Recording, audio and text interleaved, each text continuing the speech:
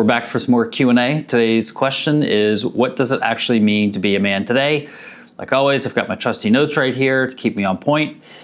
Number one thing is a man is confident, competent, capable, and dangerous. That means you walk through the world with your head up, your shoulders back, your chest out. Not like you own the place, you just walk like you're somebody that nobody wants to f with. All right, you're competent. That means that you have a certain set of skills or abilities that allow you to function as a man. I think every man should be able to change a tire or lift heavy things, which goes into capable. You don't crumble under pressure. You assess what needs done and you execute. And dangerous. So that means that you keep yourself in a physical state that allows you to be ready to engage any bad person that might want to with you or the person that you're with. And generally, if you carry yourself like you are subtly dangerous, then people won't with you. All right, that goes into number two, which is physically strong. I think it's incumbent upon every man to work out, train, whether that's you go to the gym to be a power lifter or a functional trainer, or you like jiu-jitsu or Krav Maga or any fighting sports. Every man needs to be physically strong. There's in almost no case that a man should be weaker than his girlfriend or wife. You don't seek external validation.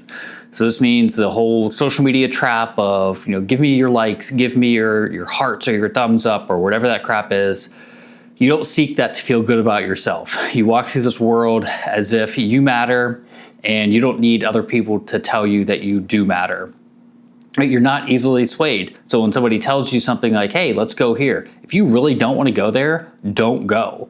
Like if it's one of those things of, I think it's dangerous or I'm just not comfortable with it for like legitimate reasons, then don't go. I'm not saying, don't do things because you're uncomfortable, but don't be easily swayed into an activity or an opinion or anything else. This is especially prevalent in social media today, where you have your feed just flooded with whatever political ideology that you like or don't like. It's all developed and designed to get a reaction and a response out of you. Just basically tying into the next one, which is a critical thinker. You just think about what people tell you. Is this true? How do I know it's true? Can I be sure that I'm not trying to be propagandized in one way or another to think or act or do something that I really don't believe in or don't think is right?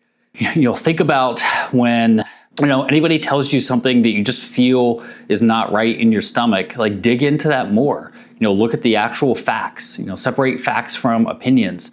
When you consume media online, look at it as, is this factual or is this opinion based? All these videos, these Q&A videos, they're just my opinion. Like, be your own critical thinker and go out and do your own research to see if it works, or try it out for yourself, see if it works.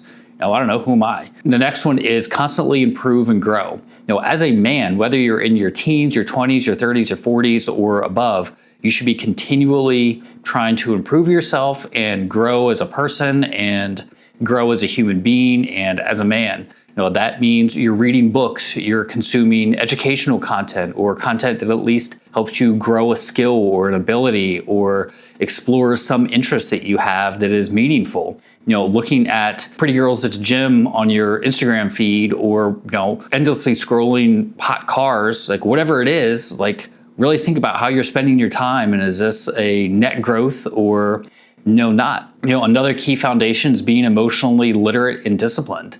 You should be able to describe how you feel and understand why you feel that way. You don't necessarily have to understand why you feel that way in the moment, but at least be able to articulate something beyond like, I'm happy, I'm sad, I'm mad, I don't know. Very few parents know how to teach this stuff to kids. Very few people are ever exposed to it in their day-to-day life. But do some research, go online, look for a list of emotions and what causes those emotions.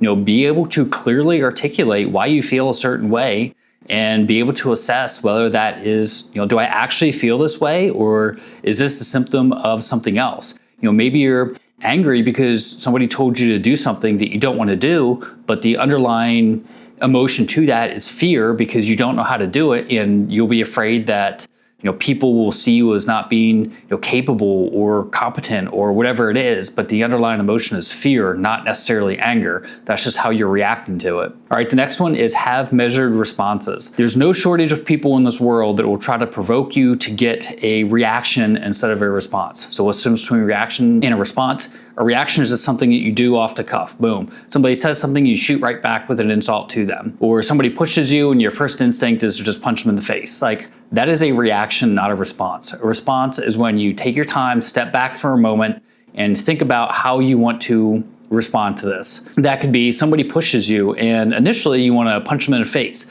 but then you think to yourself, well, if somebody has a video of this, is it going to get turned over to police, and will it be selectively edited so it looks like I'm the aggressor and I punch the person back?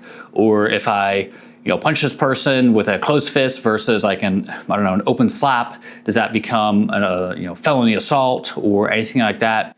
And maybe in that microsecond of critical thinking in that moment, you decide, you know what, this isn't worth it. I'm just going to walk away and not let this person, entrap me into an activity that I normally wouldn't do in any other situations. All right, that's all for this one. I'll catch you on the next one.